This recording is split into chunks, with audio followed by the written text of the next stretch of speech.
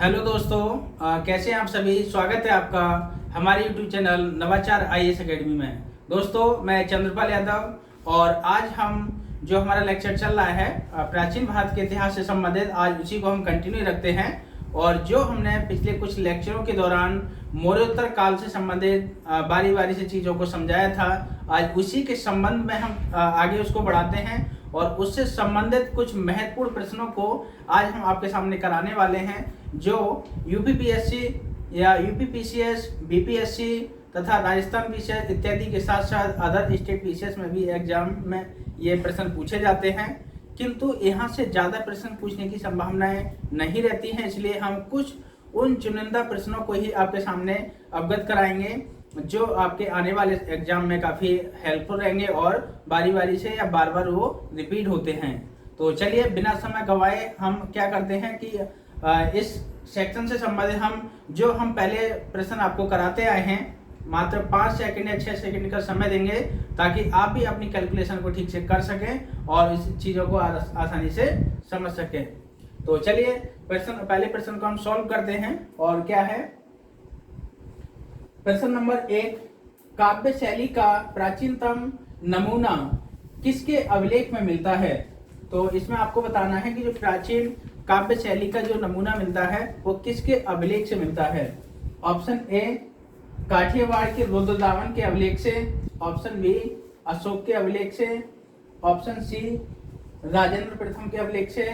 या option D, उपयुक्त में से कोई नहीं। तो क्या इसका आंसर है, आप इसको गैस करिए। और यदि आपने जो लेक्चर पढ़े होंगे तो उससे संबंधित आपको पता होगा कि इसका कौन सा आंसर है, तो इसको करिए, बताइए इसका क्या आंसर है। देखिए यहाँ से भी क्वेश्चन पूछे जाते हैं बार बार और बार बार आने की संभावनाएं रहती हैं। मैंने उन्हीं प्रश्नों को रखा है जो आपके आने वाले एग्जाम के लिए काफी महत्वपूर्ण है। तो बताइए इसका आंसर क्या है। इसका जो आंसर होगा वो होगा ऑप्शन ए, काठियावाड़ के रुद्रदामन के अभिलेख से।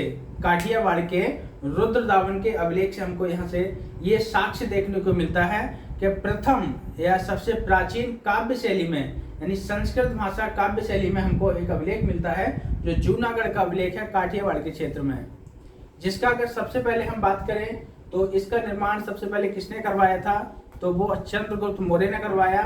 और वो कहीं ना कहीं बाद में जाके रुद्रदामन ने संस्कृत भाषा में सबसे पहले उसका उपयोग किया था। और यही अभिलेख क्या है, काठियावाड़, ये गुजरात प्रांत के सौराष्ट्र भाग में, यानी कि जो पोरबंदर और कच्छ की खाड़ी, खंबात की खाड़ी वाला एरिया है, उस एरिया को बोलते हैं काठियावाड़ का क्षेत्र। ठीक है, सौराष्ट्र प्रांत। तो इसका आंसर क्या होगा, काठियावाड़ के रुद्रदामन के अभिलेख से। नेक्स्ट देखेंगे, निम्नलिखित में से किस हिंद यवन शासक ने शीशे के सिक्के, यहाँ देखेंगे ये शीशा है, मिट गया है, शीशे के सिक्के जारी किए थे। ऐसा कौन सा शासक था जिसने सबसे पहले हमारे भारत में शीशे के सिक्के जारी किए। क्योंकि हिंद यवन शीशे के सिक्के जारी करने के लिए फेमस हैं, तो उसमें से शासक का नाम बताना है जिसने जारी किए थे। Option A, Strato second. Option B, Strato प्रथम। Option C, Demetrius. Option D, Menander. तो बताइए इसका आंसर क्या हो सकता है। जिसने सबसे पहले भारत में शीशे के सिक्के जारी किए थे वो कौन सा हो सकता है, बताइए। 5 सेकंड का समय है और आप उसी अनुसार करिएगा कि आप जैसे एक अपने आप को कैलकुलेट कर रहे हैं, जज कर रहे हैं कि हम कितने प्रश्न इससे कर सकते हैं। तो बताइए इसका आंसर क्या है। इसका आंसर होगा option A, Strato second. Strato second के सिक्कों से हम ये ज्ञात होता है कि इसने शीशे के सिक्के सबसे पहले भारत में जारी किए थे। ये देखिए, स्ट्रेटो प्रथम, स्ट्रेटो सेकंड प्रथम और डिमेटियस तथा मिनांडर। डिमेटियस को ही हिंद एवं शासक या हिंद एवं का संस्थापक वही माना जाता है। और मिनांडर क्या है, मिनांडर ये वही है जिसका उल्लेख हमको मिलिंद पन्नों से मिलता है, जो नागसेन की पुस्तक है प्राकृत भाषा में लिखी हुई, तो वहां से मिलता है। और एक प्रकार से सबसे प्रतापी शासक है मिनांडर। ठीक है, हिंद यवन शासक में से संबंधित। तो यहाँ देखेंगे सबसे महत्वपूर्ण प्रश्न क्या है, तो ये है स्ट्रेटो सेकंड के सिक्कों से ये उल्लेख होता है कि उसने सबसे पहले भारत में शीशे के सिक्के जारी किए थे। देखेंगे नेक्स्ट क्वेश्चन, क्वेश्चन नंबर 3, बिना बेगार के किसने सुदर्शन झील का जीर्णोद्धार कराया था? जीर्णोद्धार का मतलब होता है मरम्मत कराई थी। ठीक है, option A Chandragupta Maurya, option B Bindusara, option C Ashoka या ऑप्शन डी रुद्रदामन प्रथम ने। तो बताइए इसका आंसर क्या है। यदि आपने लेक्चर देखा है तो अच्छे से आप कर लेंगे, उसका बताइए इसका आंसर क्या है। यदि जो आंसर आपका गलत हो रहा है, पढ़ने के बाद भी गलत हो रहा है, तो उसको आप लिख लीजिएगा, क्योंकि उसके चांस ज्यादा रहते हैं एग्जाम में गलत होने के। जब आप उसको लिख लेंगे और बारी बारी से देखेंगे तो वो आपको एग्जाम में कम गलत होने की संभावना रहती है। तो बताइए इसका आंसर क्या है। जिसने सुदर्शन झील का जीर्णोद्धार करवाया था, यानी जीर्णोद्धार का मतलब होता है मरम्मत कराई थी। तो इसका आंसर होगा ऑप्शन डी रुद्रदामन प्रथम ने। रुद्रदामन प्रथम ने क्या है कि इसका क्या जीर्णोद्धार करवाया था, मरम्मत कराई थी। अगर इसके हम सुदर्शन झील की निर्माण की बात करें तो चंद्रगुप्त मौर्य के शासनकाल में उसका एक सौराष्ट्र प्रांत का वो था, राज्यपाल था, जिसने उस झील का निर्माण करवाया था, सुदर्शन झील का अपने पैसे से, यानी अपने पैसे से जीर्णोद्धार करवाया था सौराष्ट्र प्रांत का, जिसका नाम था पुष्यगुप्त वैश्य ने। ठीक है, उसके बाद में अशोक के शासनकाल में आते आते कहीं ना कहीं वो एक प्रकार से वो पट गई थी, वो तो उनको क्या है दोबारा से खुदवाया ताकि वो उसमें पानी, बरसात का पानी भर सके। और तो उसका शासक था अशोक का एक जो राज्यपाल था जिसका नाम वसुमित्र के नाम से है, जिसका नाम पुष्यगुप्त के नाम से है। तो उसने भी इसका क्या है जीर्णोद्धार करवाया था। उसके बाद में देखेंगे सबसे लास्ट में जाके 1ली सदी ईस्वी में जाके रुद्रदामन प्रथम के ने खुद ही सौराष्ट्र प्रांत में खुद ही इसका क्या करवाया है, जीर्णोद्धार करवाया, दोबारा से फिर मरम्मत कराई। तो एक प्रकार से कह सकते हैं कि जो जूनागढ़ अभिलेख है वो सबसे पहला संस्कृत भाषा में लिखित सबसे पहला स्तंभ लेख है जो सुदर्शन झील के बारे में और रुद्रदामन के बारे में जानकारी देता है। ठीक है, तो इसका आंसर होगा रुद्रदामन प्रथम। नेक्स्ट देखेंगे हम उत्तरी तथा प्रश्न संख्या 4, उत्तरी तथा उत्तर पश्चिमी भारत में सर्वाधिक संख्या में तांबे के सिक्के जारी किए थे। यानी किसने सर्वाधिक संख्या में तांबे के सिक्के जारी किए थे, हम उसको देखेंगे यहाँ पे। तो इसका आंसर क्या हो सकता है। ऑप्शन ए इंडो ग्रीकों ने, ऑप्शन बी कुषाणों ने, ऑप्शन सी शकों ने या ऑप्शन डी प्रतिहारों ने। तो इसका आंसर क्या है आप देखिएगा। और ऐसा कौन सा शासक हुए हैं जिन्होंने सबसे ज्यादा मात्रा में तांबे के सिक्के जारी किए थे। तो बताइए इसका जो आंसर होगा ऑप्शन बी कुषाणों ने सबसे ज्यादा भारत में तांबे के सिक्के जारी किए थे और कहीं ना कहीं वो चांदी और सोने के सिक्के भी उन्होंने जारी किए थे। अगर सोने के सिक्के में हम बात करें तो एक शासक हुए हैं बिम कडफिसस, जिसके नेतृत्व में भारत में कुषाण वंश की स्थापना हुई थी और उन्हीं ने भारत में शुद्ध सोने के सिक्के जारी किए थे। लेकिन सोने के सिक्के जारी किसने किए सबसे पहले, तो वो हिंद यवन ने किए थे, लेकिन शुद्ध सोने के सिक्के कुषाणों ने किए थे। ठीक है, नेक्स्ट क्वेश्चन देखिए, यहाँ मिलान करना है आपको और उसके बाद में देखना है कि ये कैसे क्या आंसर हो सकता है इसका। यहाँ देखिए क्वेश्चन नंबर 5, सूची 1 को सूची 2 से सुमेलित कीजिए तथा नीचे दिए गए कूट से सही उत्तर चुनिए। देखिए एक सूची इधर दे रखी है, ये संस्थापक ये शासक के नाम है और इधर है ये वंश के नाम है कि किस वंश से कौन सा शासक संबंधित है। तो यहाँ पे देखिए इसको मिलान करिए तो एक तरफ है डिमेटियस, रुद्रदामन, गोंडोफार्नेस, बिम कडफिसस और दूसरी तरफ है वंश है पहलव वंश, कुषाण वंश, हिंद यूनानी वंश या शक वंश। ठीक है, तो इसको मिलाइए, उसके बाद में इसका आंसर बताएंगे इसका आंसर क्या हो सकता है। एकदम निष्पक्षता और उसके साथ में करिए कि अपने आप से चीटिंग मत करिएगा, ये नुकसानदायक होती है आने वाले समय में एग्जामों की दृष्टिकोण से। तो बताइए इसका आंसर क्या हो सकता है। देखिए ये डिमेट्रियस क्या था, डिमेट्रियस को आप मिलाइए, हिंद यूनानी था ये, यानी ऑप्शन 3 नंबर से मिलाएंगे तो हिंद यूनानी था डिमेट्रियस। रुद्रदामन को मिलाएंगे तो देखिए 3, 1 पे 3 कहाँ पे है, तो 1 पे 3 यहाँ पे देखिए सी पे आ रहा है। बाकी आप मिलान करिए मत करिए, आप सी ऑप्शन भी यहाँ से चूज कर सकते हैं, लेकिन आप और भी अगर चेक करना चाहते हैं तो कर लीजिए। तो रुद्रदामन किससे संबंधित था, तो ये शक था, शक से संबंधित था, शक शासक था, ठीक है। गोंडो फर्नेस, तो गोंडो फर्नेस को देखेंगे तो ये पहलव था, पहलव वंश से संबंधित। और बिम कटफिसा ये कुषाण वंश से था, जिसने सबसे पहले भारत में शुद्ध सोने के सिक्के जारी किए थे। तो इस आधार पर देखेंगे ए पे 3, बी पे 4, सी पे 1 और डी पे 2। तो इसमें से आंसर कौन सा होगा, ऑप्शन 3 सही है। तो इस आधार पर देखा आपने कि हमने इन प्रश्नों को देखा। अब देखते हैं नेक्स्ट, और नेक्स्ट बारे में समझते हैं। देखिएगा नेक्स्ट क्वेश्चन देखते हैं। क्वेश्चन संख्या 6, प्राचीन भारत में निम्न में से किस एक ने नियमित रूप से सोने के सिक्के चलाए थे। ऑप्शन ए सातवाहन ने, ऑप्शन बी शक ने, ऑप्शन डी कुषाण ने, ऑप्शन सी कुषाण ने, और ऑप्शन डी पार्थियाई या पहलव ने। तो ये वंश के नाम दे रखे हैं, और इन वंशों में देखते हैं कि सबसे पहले जो नियमित रूप से सोने के सिक्के चलाए थे वो किसने चलाए थे। अगर हम बात करें तो सबसे पहले सोने के सिक्के किसने चलाए थे, तो वो हिंद यवन शासक ने चलाए थे या इंडो ग्रीक ने।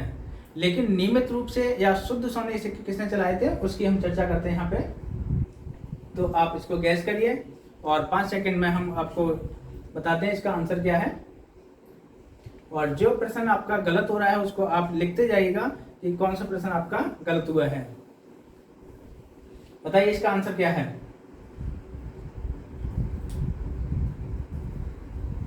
देखिए इसका जो आंसर है, जो आप गैस कर रहे होंगे या फिर आप देख रहे होंगे, तो जो कुषाण शासकों ने यानी ऑप्शन सी कुषाण शासकों ने सबसे पहले नियमित रूप से सोने के सिक्के जारी किए थे। तो इसका ऑप्शन होगा सी। सातवाहन ने नहीं किए हैं। सातवाहन की अगर बात करें तो शीशे के सिक्के जारी करने के लिए काफी प्रसिद्ध हैं। शकों ने भी नहीं किए हैं, पार्थियाई पहलव ने भी नहीं किए थे। तो इसमें कुषाण शासक हैं। ऑप्शन सी राइट है। नेक्स्ट देखते हैं प्रश्न संख्या 7, बुद्ध का किसके सिक्के पर अंकन हुआ है। ऑप्शन ए विम कन्फ्यूशस ने के, ऑप्शन सी कनिष्क के, ऑप्शन सी नेहपान के, ऑप्शन डी बुद्ध गुप्त के। यानी कौन सा ऐसा शासक है जिसने बुद्ध के चित्र का अंकन अपने सिक्कों पे किया था। तो इसमें बताइए। देखिए इसमें वही हो सकता है जो बौद्ध धर्म का अनुयायी हो और बौद्ध धर्म का प्रचार प्रसार उसने बड़े पैमाने पे किया हो। तो बताइए इसका क्या राइट आंसर होगा। इसका जो राइट आंसर होगा ऑप्शन बी, यानी कनिष्क के सिक्कों पे कनिष्क के सिक्कों पे बुद्ध के चित्र का अंकन मिलता है। यानी एक प्रकार से कनिष्क बौद्ध धर्म का अनुयायी था और जिसके शासन काल के दौरान 1वीं शताब्दी ईस्वी में चतुर्थ बौद्ध संगति का आयोजन भी हुआ था। ये गुप्त साम्राज्य से संबंधित है, यानी गुप्त वंश से। बिम कन्फ्यूशस ये कुषाण वंश से ही संबंधित है। ये कनिष्क के पहले का है। नेहपान देखेंगे तो ये आंध्र सातवाहन वंश से संबंधित है। ठीक है। नेक्स्ट देखिए, नेक्स्ट क्वेश्चन की हम चर्चा करें यहाँ पे। प्रश्न संख्या 8, निम्नलिखित में से किस शासक को सर्वप्रथम सोने के सिक्के जारी करने का श्रेय दिया जाता है। यानी इनमें से कौन सा ऐसा शासक है जिनमें सबसे पहले सोने के सिक्के जारी किए थे। तो बताइए। Option A Kujula Kadphises, option B Vima Kadphises, या ऑप्शन सी कनिष्क प्रथम, या ऑप्शन डी हुविक्स। तो इसमें से उस शासक का नाम बताना है जिसने सबसे पहले भारत में शुद्ध सोने के सिक्के जारी किए थे। तो बताइए इसका क्या आंसर होगा। 5 सेकंड का समय आप गैस करिए, उसके बाद बताते हैं। बाद में जब सारे प्रश्न हो जाएं तो उसके बाद में आप कैलकुलेट करिएगा और कमेंट करके जरूर बताइएगा कि आपके कितने प्रश्न इसमें सही हुए हैं और कितने गलत हुए हैं, और जो प्रश्न आपके गलत हों उनको लिख लीजिएगा। बताइए इसका जो राइट आंसर होगा ऑप्शन बी सही है। बिम कटफिशेस को ही भारत में शुद्ध सोने के सिक्के जारी करने का श्रेय दिया जाता है। नेक्स्ट देखेंगे, नेक्स्ट प्रश्न यहाँ पे प्रश्न संख्या 9, शक संवत कब प्रारंभ किया गया, यानी शक संवत कब प्रारंभ किया गया था। तो ऑप्शन ए 78 ईस्वी में, 58 ईस्वी में, ऑप्शन बी 78 ईस्वी में, और ऑप्शन सी 320 ईस्वी में, या ऑप्शन डी 606 ईस्वी में। तो इसका क्या राइट आंसर होगा बताइए। यानी शक संवत, ये वही शक संवत है जो आजादी के बाद हमारा राष्ट्रीय कैलेंडर के रूप में उसको मान्यता दी गई है। तो इसका क्या राइट आंसर होगा। इसका राइट आंसर होगा ऑप्शन बी 78 ईस्वी में। यानी एक प्रकार से कहा जाता है कि कुषाण वंश के शासक कनिष्क ने शकों को पराजित कर शक संवत एक चलाया था और शक संवत की स्थापना की थी। वो क्या है 78 ईस्वी में शुरू किया गया था। यानी आज के अगर वर्तमान समय में हम बात करें तो 78 ईस्वी पहले ये स्टार्ट हो जाता है, यानी उसको माइनस करना पड़ता है 78 ईस्वी के। ठीक है, नेक्स्ट हम चर्चा करते हैं विक्रम संवत कब से प्रारंभ हुआ था। विक्रम संवत कब से प्रारंभ हुआ था। ऑप्शन ए 78 ईस्वी में, ऑप्शन बी 57 ईसा पूर्व में, ऑप्शन सी 72 ईसा पूर्व में, या ऑप्शन डी 56 ईसा पूर्व में। इसका क्या राइट आंसर होगा आप लोग गैस करिए और बताइए इसका क्या राइट आंसर होगा बताइए आप लोग, क्योंकि ये सब मैंने कराए हैं इस प्रकार से।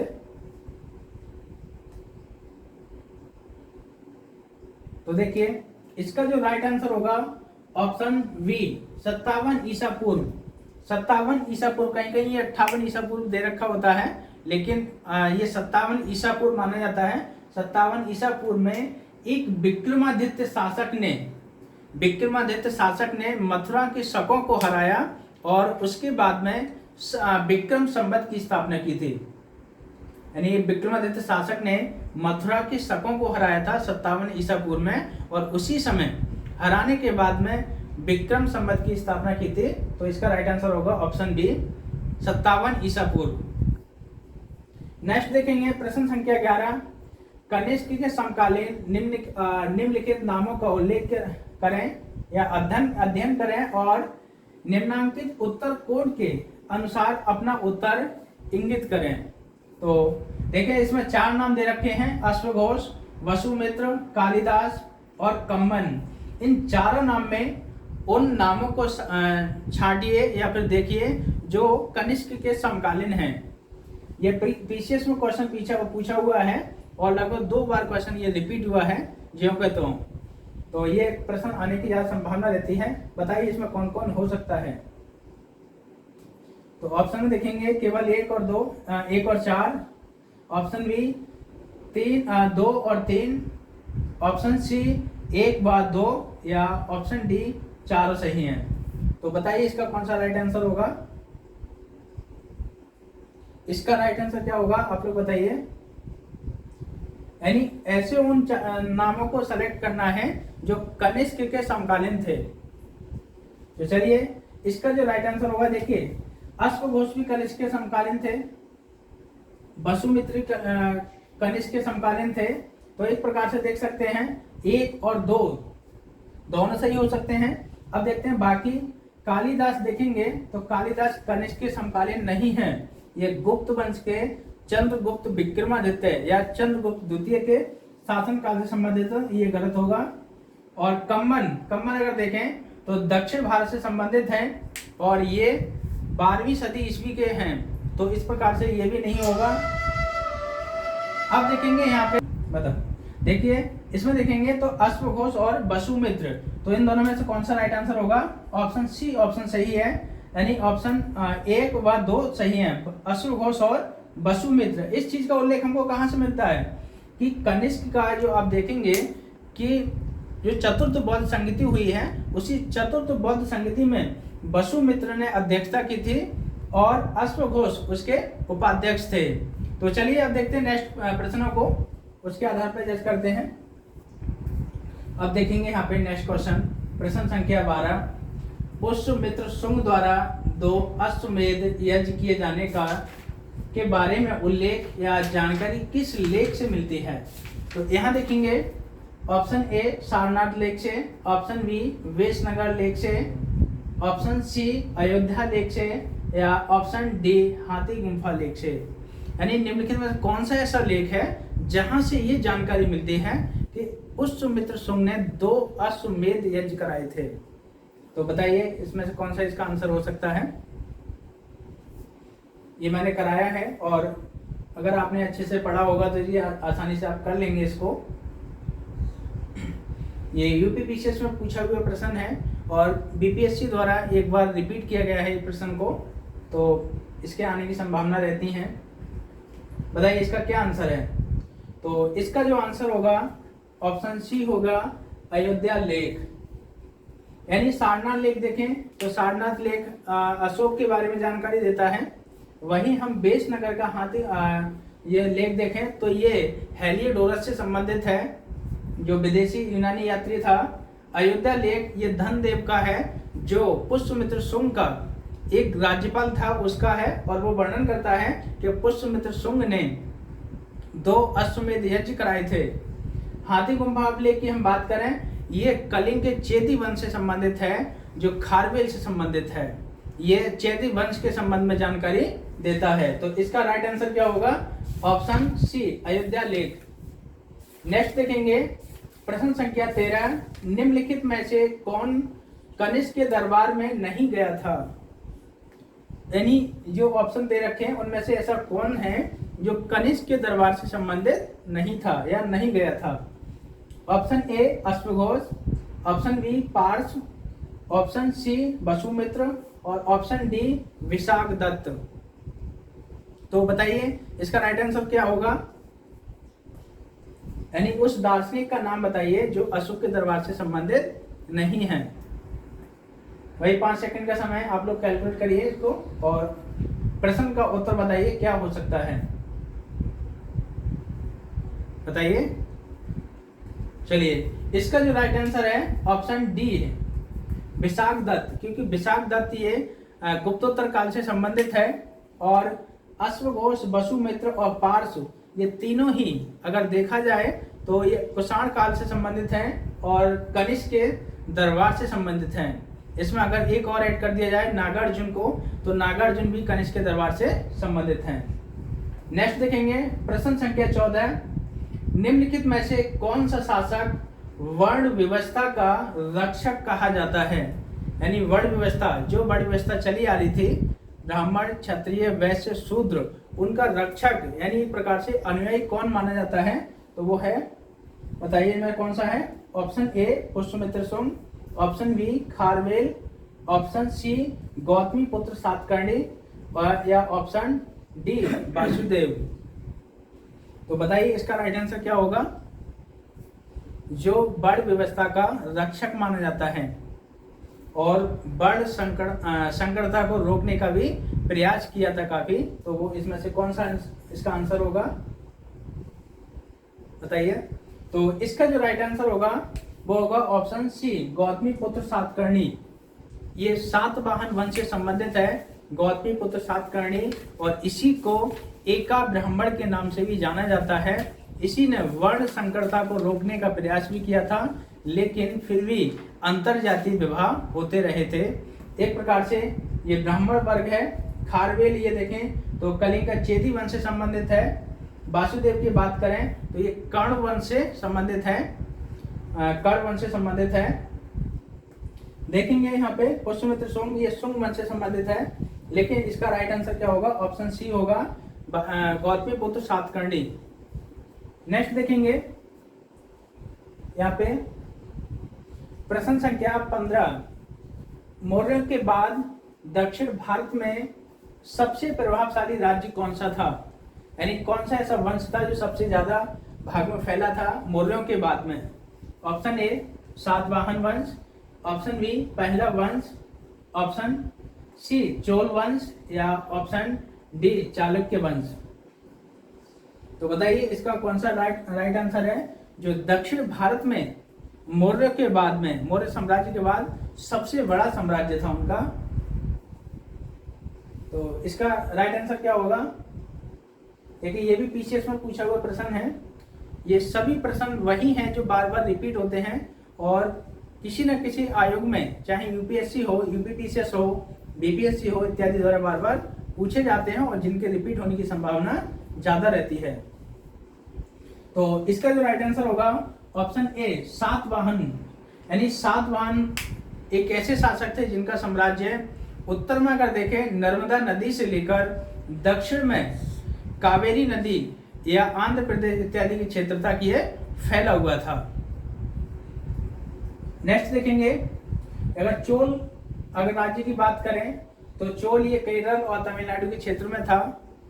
चालुक्य वंश ये भी दक्षिण भारत का ही संबंधित है। पहला वंश हमने आपको बताया था, ये भी महाराष्ट्र के क्षेत्र से संबंधित है, पहला या पार्थेय वंश। नेक्स्ट क्वेश्चन देखेंगे, बाल विवाह की प्रथा आरंभ हुई थी, यानी बाल विवाह की प्रथा कहां से आरंभ हुई है उसकी हम चर्चा करते हैं यहाँ पे। ऑप्शन ए मौर्य काल में, ऑप्शन बी कुषाण काल में, ऑप्शन सी गुप्त काल में, या ऑप्शन डी हर्षवर्धन काल में। तो इसका क्या राइट आंसर होगा? तो बताइए इसका आप गैस करिएगा क्या हो सकता है। इसका क्या आंसर होगा आप लोग गैस करिए। इसका जो आंसर होगा ऑप्शन बी कुषाण काल से संबंधित है। कुषाण काल में बाल विवाह का काफी प्रचलन था और बाल विवाह वहां से शुरुआत हुई थी। पहले बाल विवाह का इतना हमको साक्ष्य देखने को नहीं मिलते हैं जितना हमको कुषाण काल से संबंधित मिले हैं, और वहीं से बाल विवाह की शुरुआत भी मानी जाती है।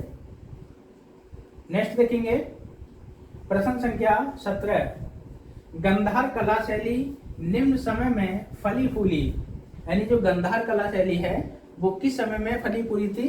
तो ऑप्शन ए कुषाणों के समय, ऑप्शन बी गुप्तों के समय, या ऑप्शन सी अकबर के समय, और ऑप्शन डी मौर्यों के समय।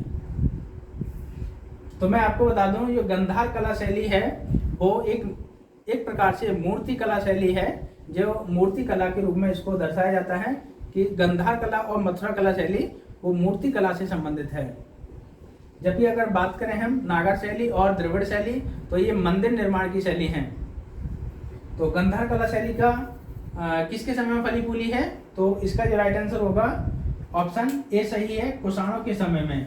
क्योंकि कुषाणों के समय बता दें आपको तो मथुरा और गंधार इत्यादि क्षेत्र में भी गंधार कला से संबंधित हमें बहुत सारी बुद्ध की मूर्तियों का साक्ष्य देखने को मिलता है, जिसमें अगर देखेंगे तो अफगानिस्तान का जो क्षेत्र है और वहाँ बामियान भी बुद्ध की मूर्ति प्रतिमा से संबंधित हैं। वो कहीं ना कहीं इस समय तालिबान द्वारा उसको नष्ट कर दिया गया है, और एक प्रकार से गंधार कला शैली का हम रूप देखें तो सबसे ज्यादा कुषाणों के समय में ही प्रचलित हुआ है। चलिए ठीक है, अब देखते हैं नेक्स्ट प्रश्नों को। अब देखेंगे यहाँ पर नेक्स्ट क्वेश्चन, प्रश्न संख्या है 18, निम्नलिखित में से कौन सही सुमेलित नहीं है? आप हमेशा यहाँ ध्यान रखिएगा नहीं पर। और उसमें देखेंगे कुषाण, ऑप्शन एक में देखिए एक तरफ राजवंश दे रखे हैं, दूसरी तरफ सिक्कों का यूज किया था किस धातु में, उनका प्रयोग यहाँ पे दे रखा है। तो यहाँ देखेंगे कुषाणों ने किसका यूज किया है? स्वर्ण एवं ताम्र धातु का उपयोग किया है सिक्कों के लिए। बी ऑप्शन में गुप्त में देखेंगे स्वर्ण एवं रजत। सी में सातवाहन एवं स्वर्ण, सातवाहन ने यूज किया है स्वर्ण का। और डी ऑप्शन में कलचुरी वंश ने, यानी कि स्वर्ण, रजत और ताम्र। तो इसमें वो बताना है जो सुमेलित नहीं है, किस शासक ने किस धातु का प्रयोग नहीं किया है, इसमें वो सर्च करना है आपको। और देखिएगा इसका राइट आंसर क्या है। ये यूपीपीएससी द्वारा प्रश्न पूछा गया है मेंस में, क्योंकि 2017 से पहले मेंस ऑब्जेक्टिव टाइप का ही होता था और ऑब्जेक्टिव टाइप में ही लिखना पड़ता था। उसके बाद क्या है कि इस प्रकार से डिस्क्रिप्टिव आया है, 2017 से लागू हुआ है। तो देखिएगा इसका क्या राइट आंसर होगा। तो इसका जो राइट आंसर होगा वो होगा ऑप्शन सी, सातवाहन। सातवाहन स्वर्ण के सिक्के उन्होंने जारी नहीं किए थे। सातवाहन वंश एक प्रकार से शीशे के सिक्के जारी करने के लिए काफी जाने जाते हैं। तो इसका राइट आंसर होगा, यानी ये बाकी सब सही सुमेलित हैं। कुषाणों ने स्वर्ण एवं ताम्र के सिक्के चलाए थे, गुप्तों ने स्वर्ण एवं रजत के सिक्के चलाए थे, रजत चांदी को बोलते हैं। कलचुरी ने स्वर्ण, रजत एवं ताम्र के सिक्के चलाए थे। नेक्स्ट प्रश्न देखिए, अफगानिस्तान का बामियान प्रसिद्ध था। अफगानिस्तान का बामियान प्रसिद्ध था किस लिए? हिंदू मंत्र के कारण, हाथी दांत के काम है तो, ऑप्शन सी स्वर्ण सिक्कों के टंकन है तो, या ऑप्शन डी बुद्ध की प्रतिमा के लिए। तो बताइए इसका राइट आंसर क्या होगा। तो दोस्तों ये इस प्रकार के क्वेश्चन ज्यादा पूछे जाते हैं, इनको अच्छे से आप रटिएगा और अच्छे से देखिएगा। जो प्रश्न आपका गलत होता है उसको आप क्या है लिख लीजिएगा, क्यों गलत हुआ है, ठीक है। तो बताइए इसका राइट आंसर क्या होगा। तो इसका राइट आंसर होगा जो अफगानिस्तान का बामियान क्षेत्र प्रसिद्ध है वो बुद्ध की प्रतिमाओं के लिए है। ऑप्शन डी सही है, इसका राइट आंसर है। क्योंकि बुद्ध की प्रतिमा जो यहाँ पे दिखाई देती हैं वो एक गंधार शैली में दिखाई देती हैं और कुषाण काल में काफी बुद्ध की प्रतिमाएं बनाई गई थी अफगानिस्तान के क्षेत्र में। तो इस समय देखेंगे 2002 के बाद में तालिबान का एक प्रभुत्व हो गया था, जिसके कारण से बुद्ध की प्रतिमाएं काफी नष्ट कर दी गई हैं और एक प्रकार से वहां से नष्ट की गई हैं बुद्ध की प्रतिमाएं। तो बामियान क्षेत्र अफगानिस्तान का बुद्ध की प्रतिमा हेतु ही प्रसिद्ध था, ये इसका राइट आंसर है। देखेंगे नेक्स्ट प्रश्न संख्या 20, गंधार कला शैली एक संश्लेषण है, किसका संश्लेषण है? ऑप्शन ए भारतीय एवं फारसी कला का, ऑप्शन बी भारतीय एवं चीनी कला का, ऑप्शन सी भारतीय एवं तुर्की अफगान कला का, ऑप्शन डी भारतीय तथा यूनानी कला का।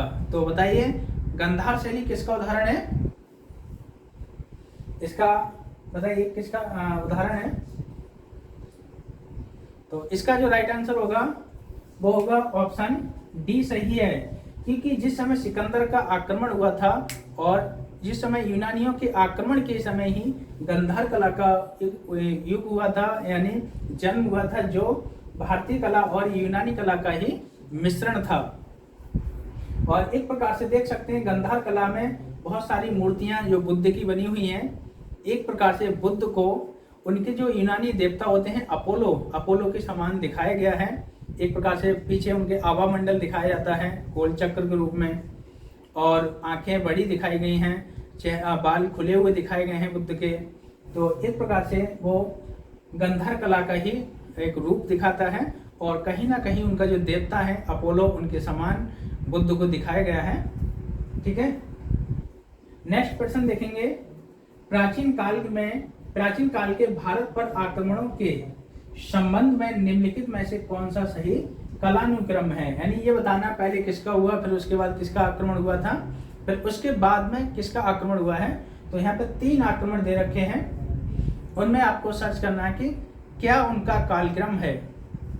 तो देखिए ऑप्शन ए यूनानी शक कुषाण, ऑप्शन बी शक यूनानी कुषाण, ऑप्शन सी यूनानी कुषाण एवं शक, तथा ऑप्शन डी शक कुषाण और यूनानी। तो बताइए इसका राइट आंसर क्या है। 5 सेकंड का समय, आप लोग अपने आंसर को गैस करिए। देखिए इसका जो राइट आंसर है वो है ऑप्शन ए सही है। पहले यूनानी आए थे, यानी सिकंदर का आक्रमण हुआ है, और उसके बाद में शक आए थे, और सबसे बाद में यहाँ पे आए वो कुषाण आए हैं। कुषाण वंश के एक शासक है कनिष्क कुषाण वंश से प्रसिद्ध है। और शकों में अगर देखा जाए तो काफी महत्वपूर्ण शासक हुआ है गोंडोफर्निस पहला से सॉरी, और शकों में है रुद्रदामन काफी प्रसिद्ध शासक हुआ है शकों में। शक एक प्रकार से चलवासी थे, यानी जो एक प्रकार से चारा की तलाश में आए थे और चारा की तलाश में कई भागों में बंट गए थे। जैसे अगर देखें पश्चिम भारत के शक, मथुरा के शक और मालवा के शक या उज्जैन के शक तथा नासिक के शक के रूप में ये कई छोटी छोटी भागों में ये बंट गए थे। तो यहाँ देखेंगे सबसे पहले यूनानी, फिर शक, फिर कुषाण।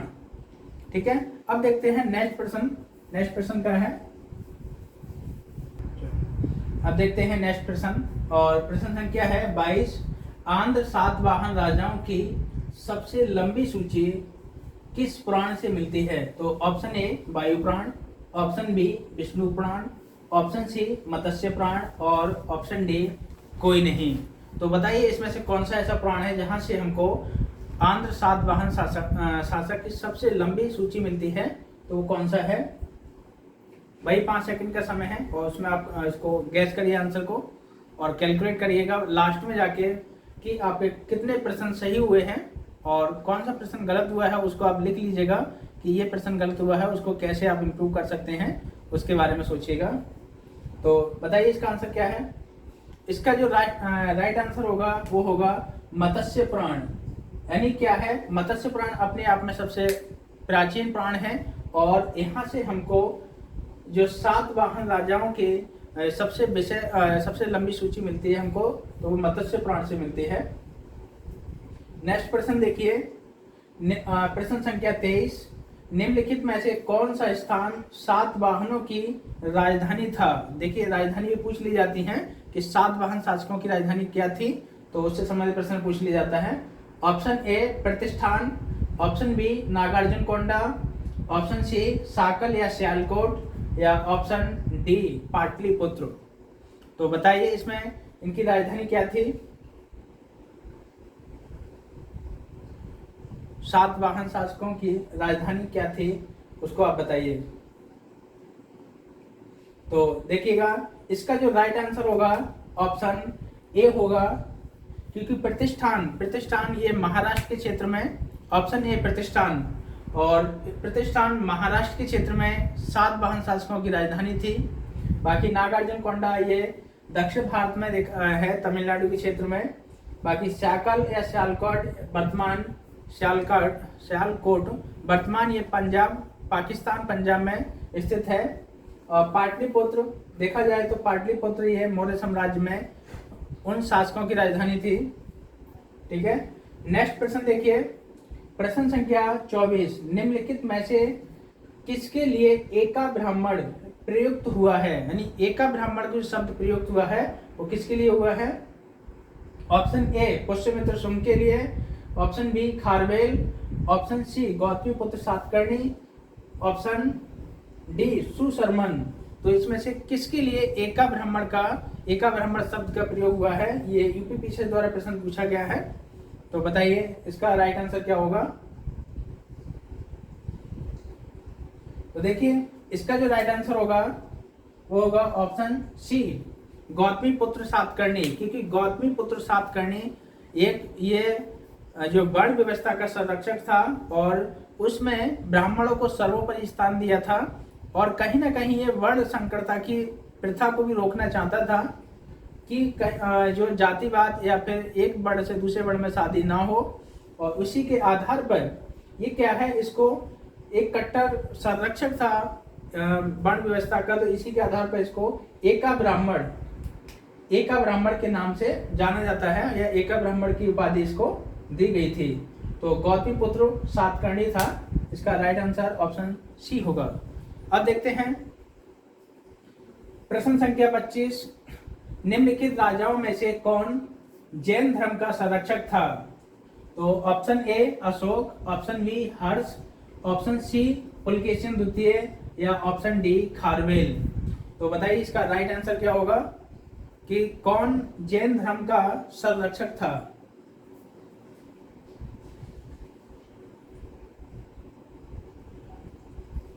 तो इसका जो राइट आंसर होगा वो आप देखिएगा ऑप्शन डी सही है, खारवेल, क्योंकि खारवेल जो हाथी गुफा अभिलेख है वो खारवेल के बारे में जानकारी देता है और इसी अभिलेख के माध्यम से ये पता चलता है कि कलिंग के चेदी वंश से संबंधित खारवेल था, उसने मगध व अंग को भी जीत लिया था और नंद वंश के जो शासक था महापद्म नंद, जो कलिंग के जिनकी प्रतिमा को ले गया था उसको भी वापस ले आया और उसकी सारी संपत्ति को भी उसने अपने कब्जे में कर लिया था। तो एक प्रकार से देखें तो ये जैन धर्म का संरक्षक माना जाता है। अशोक ये बौद्ध धर्म से संबंधित है। हर्ष भी पहले शैव धर्म से संबंधित था लेकिन बाद में ये बौद्ध धर्म से संबंधित हो गया था। ठीक है, नेक्स्ट देखेंगे प्रश्न संख्या 26। हाथी गुफा अभिलेख किस शासक के विषय में जानकारी देता है? उसका स्रोत है option A Kharavela, option B Ashoka, option C Harshavardhana या ऑप्शन डी कनिष्क के बारे में। तो बताइए इसका क्या राइट आंसर होगा। इसका जो राइट आंसर देखिए इसमें छुपा हुआ है, अभी मैंने आपको बताया था, एक्सप्लेन किया था, फिर भी आप बताइए इसका राइट आंसर क्या होगा। तो इसका जो राइट आंसर होगा वो है ऑप्शन ए खारवेल, क्योंकि खारवेल के बारे में ही हाथी गुफा अभिलेख उसके विषय में के बारे में जानकारी देता है। नेक्स्ट देखिए, एक पुस्तक है, ये पूछी गई है, Periplus of the Erythraean Sea किसने लिखी थी? Option A Ctesias, option B Pliny, option C Ptolemy या ऑप्शन डी उपयुक्त में से कोई नहीं। तो बताइए इसका राइट आंसर क्या होगा। आपने अभी कहीं पढ़ा होगा कि पहली शताब्दी ईस्वी में ये पुस्तक लिखी गई थी लैटिन भाषा में, Erythraean of the Periplus of the Erythraean Sea. ये मौर्योत्तर काल से संबंधित काफी इससे जानकारी मिलती है और इस पुस्तक के माध्यम से हमको जो दक्षिण भारत में तटीय बंदरगाह हैं उनके बारे में भी जानकारी मिलती है और दक्षिण भारत के साम्राज्यों के बारे में भी इस पुस्तक के माध्यम से जानकारी मिलती है। तो बताइए इसका राइट आंसर क्या होगा। इसका जो राइट आंसर होगा वो होगा ऑप्शन डी, उपयुक्त में से कोई नहीं। अगर हम टॉलमी की देखें तो टॉलमी की ज्योग्राफी के नाम से पुस्तक है, ज्योग्राफी, और प्लिनी के देखेंगे तो नेचुरल हिस्टोरिका नामक पुस्तक है जो लैटिन भाषा में लिखी गई है और वो मौर्योत्तर काल से संबंधित काफी जानकारी के स्रोत हैं। तो दोस्तों आप मुझे ये कैलकुलेट करके आप बताइए कि मैंने लगभग कुछ महत्वपूर्ण प्रश्न यहाँ पे बताए थे, कराए हैं सॉल्व, वो है 27 प्रश्न हैं, उनमें से आपके कितने सही हैं और कितने गलत हैं आप कमेंट सेक्शन में जाके कमेंट करके बताइए। और यदि आपको कहीं किसी प्रश्न का आंसर गलत लग रहा है या मेरे द्वारा मिस्टेक हो गई है तो आप उसको भी कमेंट सेक्शन में जाके कमेंट करिए कि ये प्रश्न गलत है, आप इसको ठीक करें। तो हम आने वाले एग्जाम या आने वाले लेक्चर के दौरान उसको डिस्कशन करेंगे और उसका हम एक आंसर भी सही बताएंगे। और देखिएगा ये हमारा मौर्योत्तर काल से संबंधित लेक्चर था जो हमने लगभग 4 या 5 लेक्चर में उसको फिनिश किया और उससे संबंधित सारी जानकारी आपको दी। अब आप देखिएगा कि हमारे लेक्चर के द्वारा जो हमने जो लेक्चर आपको प्रोवाइड कराए थे जानकारी के स्रोत के बारे में, विदेशी शासकों के बारे में या फिर स्थानीय राजवंशों के बारे में, और या जो आर्थिक व्यवस्था, सामाजिक व्यवस्था तथा राजनीतिक व्यवस्था की हमने चर्चा की, उससे संबंधित आप देखिएगा। और इसमें डायरेक्ट मिलाइए कि कितने प्रश्न डायरेक्ट हमारे लेक्चर से मैच करते हैं। और ये सभी प्रश्न वही प्रश्न हैं जो यूपीपीसीएस, यूपीएससी तथा बीपीएससी और अदर स्टेट पीसीएस द्वारा बारी बारी से पूछे गए हैं और जो पूछे जाने की भी संभावना रहती है। इस सेक्शन से ज़्यादा प्रश्न पूछने की संभावना नहीं रहती है, इसलिए हमने कम प्रश्नों की श्रृंखला यहाँ पर रखी है। तो यदि आपको हमारा लेक्चर पसंद आए तो आप हमारे चैनल को ज़्यादा से ज़्यादा दोस्तों में शेयर करिए और लाइक करिएगा और सब्सक्राइब करिएगा। तो आज के लिए इतना ही काफ़ी है और नेक्स्ट हमारा जो लेक्चर होगा वो होगा गुप्त काल से संबंधित, और गुप्त काल में हम बारी बारी से जैसे हम पहले कराते हैं उसी के आधार पे हम कराएंगे। तो आज के लिए इतना ही काफ़ी है, धन्यवाद।